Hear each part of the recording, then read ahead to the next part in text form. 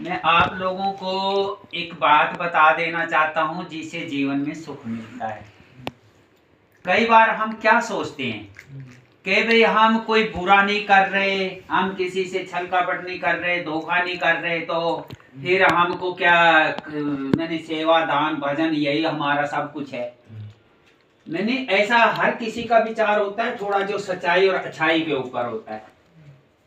ऐसा नहीं, ये विचार गलत है, ये विचार तो सही है, लेकिन मैं इसके अंदर आप लोगों को एक बात बता देना चाहता हूं।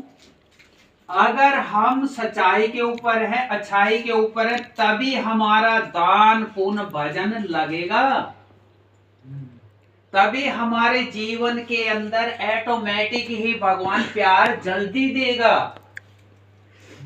अगर हम सच्चाई अच्छाई पे कर्म स्वच्छ नहीं कर रहे तो चाहे सारी उम्र कितना दान पुण्य भजन सेवा करते रहे, कुछ हाथ नहीं लगेगा। मैंने क्योंकि वो जितना दोष इकट्ठा कर रहे, वो सेवा समझो दान पुण्य भजन उसको खत्म कर रहा, फिर हम और बना रहे तो फिर उसको खत्म कर रहा।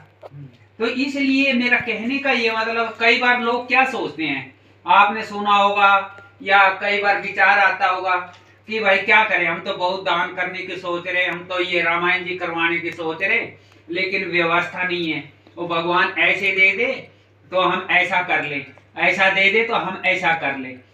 तो उसके अंदर मैं आप लोगों को ये बता देना चाहता हूं, पहली बात तो अगर जो नेक नीति से और घर में संघर्षशील काम चल रहा है, संघर्ष से जीवन चल रहा है, तो वो थोड़े से थोड़ा भी लगाएगा, उस स्वच्छता में से, ईमानदारी में से वो थोड़े से थोड़ा भी जैसे भी उसमें दान पुण्य भजन में लगाएगा तो उसकी उतने से ही हाजिरी लग जाएगी।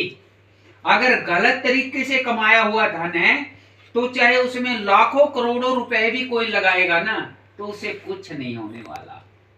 मेरा कहने का मतलब ये है कि मैंने खूब इस बात को अनुभव किया है और खूब विचार करके मैंने ये बात का तोड़ निकाला है कि भाई मैंने इसको एक तरह और समझ सकते हैं। जब हमारे घर के मेंबर हैं, जो भी हैं, हमारे भाई साहब हैं या बच्चे हैं, उनको पता है ना हमारी व्यवस्था क्या है, तो क्या उसको नहीं पता है?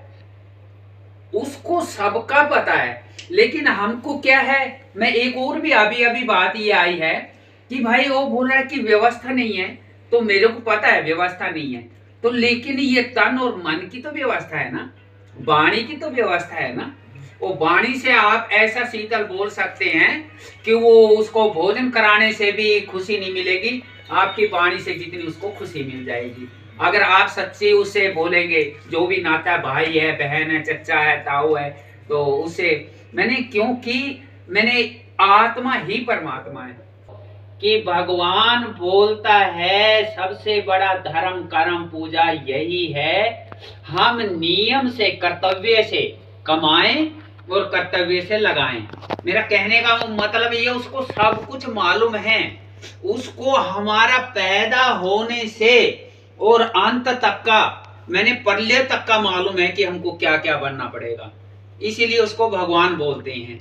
तो ऐसे में मेरा कहने का बार बार यही प्रार्थना है कि हम अपने, एक और तरह से मैं बोल दूंगा, अगर हमारे अच्छे विचार होंगे, अगर हम व्यवहार पे चलेंगे, जितनी लगन हम ऐसे टेंशन में लगा रहे, हमारे ये व्यवस्था पता नहीं होगी नहीं होगी, ये व्यवस्था होगी नहीं होगी, अगर हम इतनी टेंशन भगवान के चरणों की तरफ लगाएं, हम भगवान का प्यार पता नहीं पाएंगे नहीं पा पाएंगे, सदा से यहाँ धक्के खा रहे, इस बार पता नहीं प्रभु भगवान अपनाएंगे नहीं अपनाएंगे। तो जैसे तैसे अभी हमको बाबा से सुना है, ऐसे औरों से भी सुना है, लेकिन ये सच्ची बातें हैं, तो इससे लगता है कि हम अपना जीवन का लक्ष्य पा लें। तो इसमें जब हमें मालूम पड़ा है तो भगवान इस बार हमें जरूर लक्ष्य देगा, नहीं तो हमें मालूम नहीं पड़ता। तो ऐसे अच्छे अच्छे विचार रखने से वो भगवान अच्छाई की तरफ ले जाएगा। वो मर्यादा पुरुषोत्तम है, वो दयालु है। बड़ी खास और विशेष बात है, मैं बार बार ऐसे भी बोलता हूं कि जब खिलाड़ी खेल खेलते हैं, इनाम उनको मिल जाता है वो जीतने पे, लेकिन भगवान का प्यार जीतने के लिए सिर्फ कर्तव्य है, ओनली कर्तव्य है। मैंने आप जिसकी माँ है तो उसको तो बेटा आप कर्तव्य से बोल सकते हैं ना, लेकिन वो हम नहीं बोल पा रहे। मैंने क्यों? क्योंकि हमारे को अंदर में कुछ टेंशन ही है, तू निकम्मा है, तू ऐसा नहीं कर रहा, वैसा नहीं कर रहा, या ऐसा हो जाए वो वैसा हो जाए। तो मेरा कहने का मतलब ये है, हम अपने आप में बच्चे को पूरा प्यार से बच्चा नहीं बोल पा रहे, वो बहन को बहन नहीं बोल पा रहे, भाई को भाई नहीं बोल पा रहे, लेकिन वो दयालु है, वो सामर्थ है, वो कृपावान है, वो सबको प्यार देता है।